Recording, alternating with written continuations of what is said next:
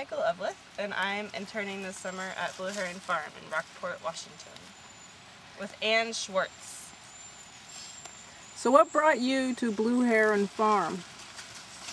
Well, I have a degree in environmental studies from Seattle U, and learned all of the things that are happening with the environment, and our professors were trying to give us the tools to find answers to some of the problems, and it was all really overwhelming for me, and I was really depressed and felt like there wasn't a lot I could do to address the overall problem. So I decided that I would choose a focus, and I always loved food and eating. I love the way that food brings people together as a community, and I love the act of growing food as a way to sort of have a relationship with the earth.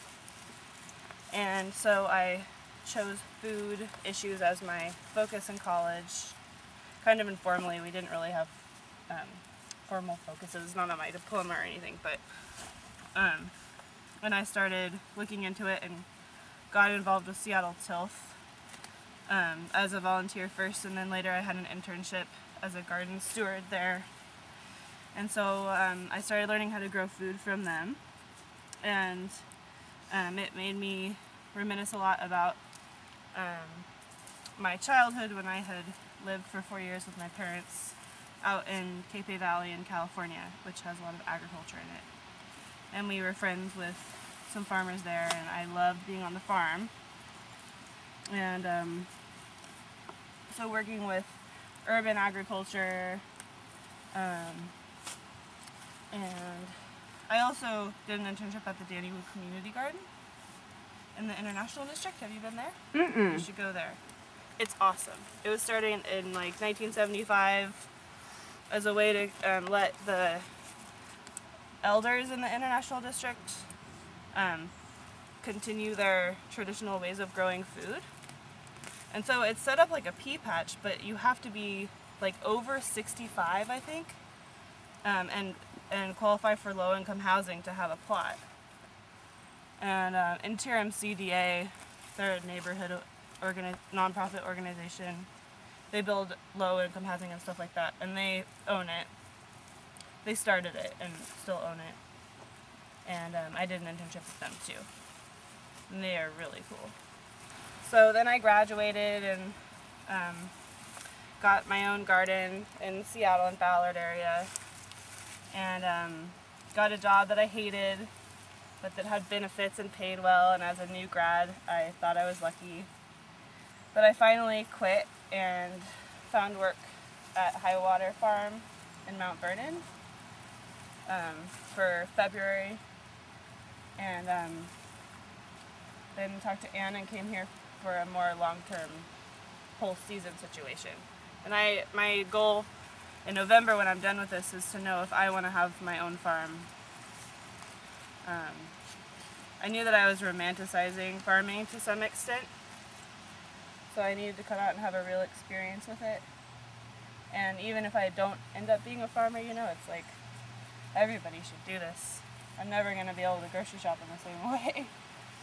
Everybody should do it. It's amazing living out here. So yeah, that's how I got here.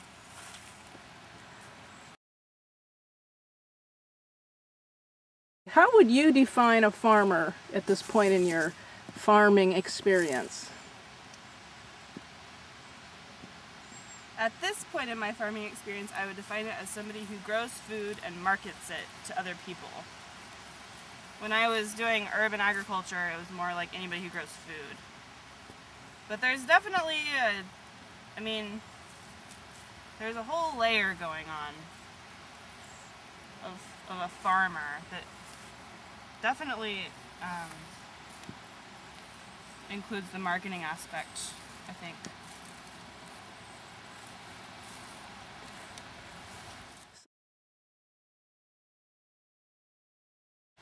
What draws me to farming is doing things for myself, having skills to cut services out, you know, that I needed to pay for from other people before. like growing my own food, you know, putting up food for myself rather than buying canned food, making soap, milking goats and having my own milk and things like that. And that's definitely still what draws me to farming. You know, sometimes I think I would rather homestead than farm, because the part that I ignored before I came here was the whole marketing part and how much you need to cater to the consumer.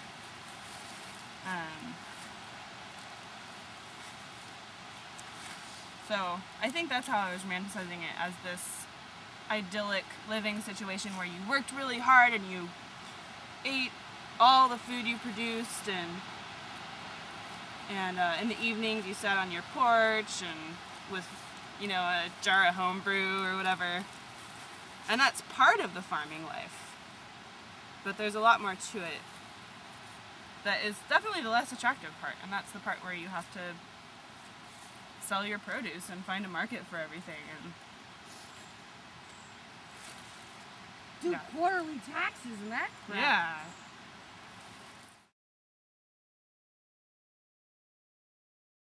Well, I want to make a decision or have a much clearer idea if I want to farm. I have some, you know, it's challenging to start a farm, and it kind of is scaring me off a little, but to know if I want to take on those challenges and become a farmer or not.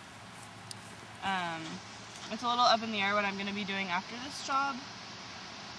I might not be in Seattle after this, but if I am, I just moved into an apartment down there. It has a big yard, and so I'm going to make a big garden and get chickens. And I was thinking about contacting some Seattle restaurants. I live near Caprice Kitchen in Ballard, and she sources like all her ingredients from local farms. And I was thinking about maybe trying to see if I could grow some cut flowers for their tables, you know, and just do a little experiment with growing and marketing there in Seattle. And I met a woman too who's interning on Oxbow Farm in Carnation, and she's gonna try to start an urban farm and put together a bunch of plots around the city and do a CSA, all grown in Seattle. So I was thinking about seeing if I could just help her a little bit and you know, just as a volunteer, and see how that works for her. But I don't know, if I move somewhere else, then it'll all be about trying to make contacts down there and see what the scene's about, because I feel like I have a good grasp on what's going on in Western Washington, at least around Seattle and up here. And I don't anywhere else, so I'd have to meet some people and do some volunteering and see what I can do.